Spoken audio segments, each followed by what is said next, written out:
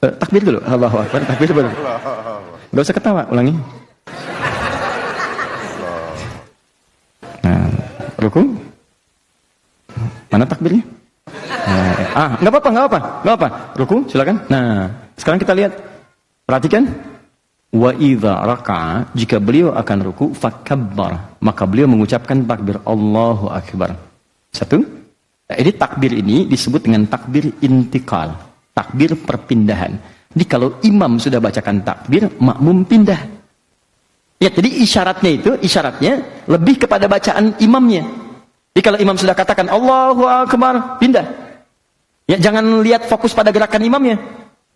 Ini jadi persoalan nanti. Kalau lihat gerakan imam, jadi kacau salatnya. Kalau patokan gerakan, saf pertama ngelihat, saf kedua kan tidak. Yang paling bahaya, kalau ini misalnya sudah sepuh. Taruhlah imam misalnya 85 tahun, misal. Ya, seperti inilah gitu kan. Nah, makmum di belakang masih muda. Perhatikan, begitu mau ruku, kan nggak langsung ruku. Takbir. 85 tahun. Turun. Nah, kan pelan-pelan kan? Nggak mungkin begini. Allah. Kan? Begitu imamnya belum selesai rukuknya, makmumnya sudah ruku. Ini yang jadi bahaya. Karena itu patokannya itu bacaan. Ya, ketika mendengar kalimat Allahu Akbar, bar dia turun, di belakang ikut. Nah, caranya dua. Pertama, bisa mengangkat, Al-Bukhari nomor hadis 757, bisa mengangkat tangan, akan ruku, bisa mengangkat tangan, seperti halnya takbir, hadwaman kibaihi. Diangkat, Anda akan ruku, Anda angkat begini. Ya, jadi begini, posisi akan ruku. Allahu Akbar, angkat. Mengangkat ini boleh sejajar dengan bahu di sini. Boleh sejajar dengan daun telinga di sini, an-nasai. Ya, di sini. Jadi boleh di sini, boleh di sini. Mana yang paling nyaman? Jelas ya? Disilahkan Anda bisa mengangkat tangan, Allahu Akbar, atau tangan tidak diangkat pun tidak ada masalah. Yang penting takbirnya keluar kalimatnya. Jelas ya? Tapi yang paling umum, riwayat-riwayat yang paling banyak itu dengan mengangkat tangan.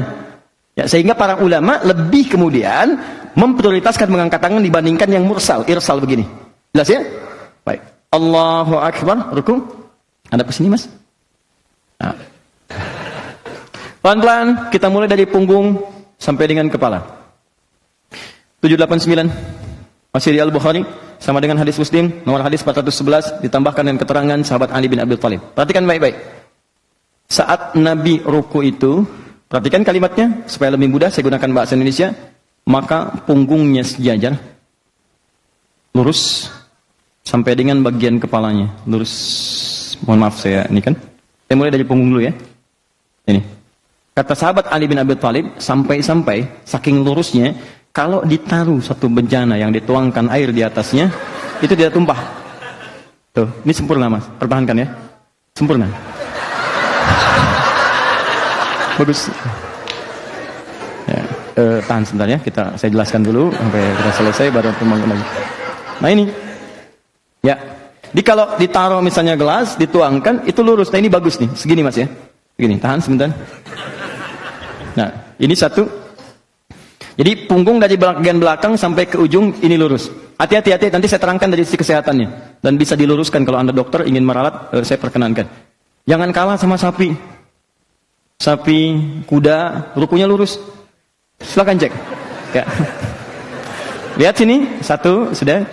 Kepala, saya belum bicara menghadap kemana, kita luruskan dulu begini. Ya, ada dua pendapat. Yang pertama menghadap ke arah tempat sujud ke bawah.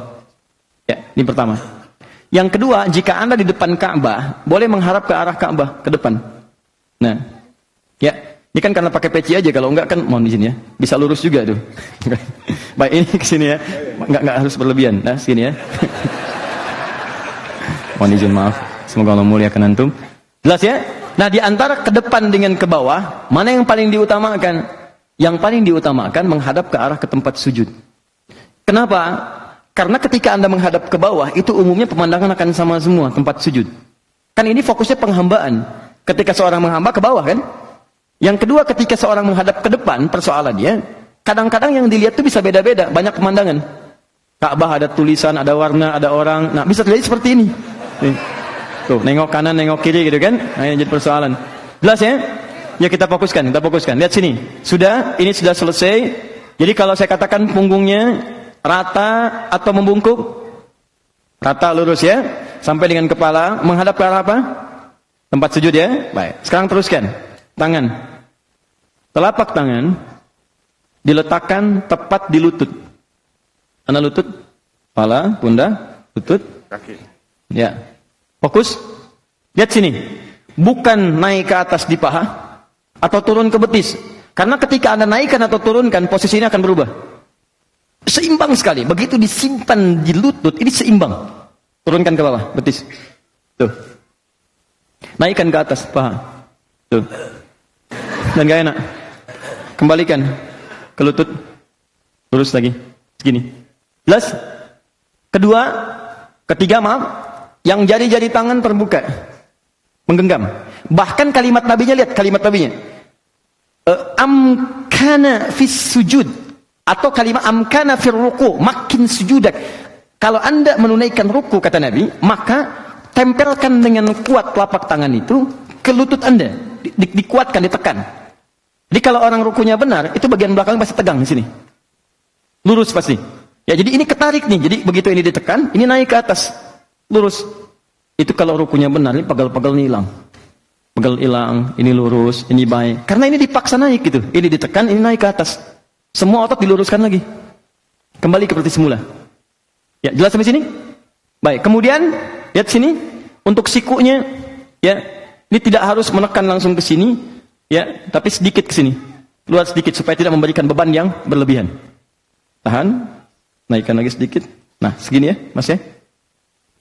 Fokus, lurus. Kemudian pandangan menghadap ke arah tempat sujud. Tangan menekan kemudian di lutut, letakkan jari di lutut dengan terbuka bukan tertutup. Berikan tekanan ke bagian belakang. Jelas? Ini kita belum sempurna rukunya, baru turun ruku. Belum bacaannya.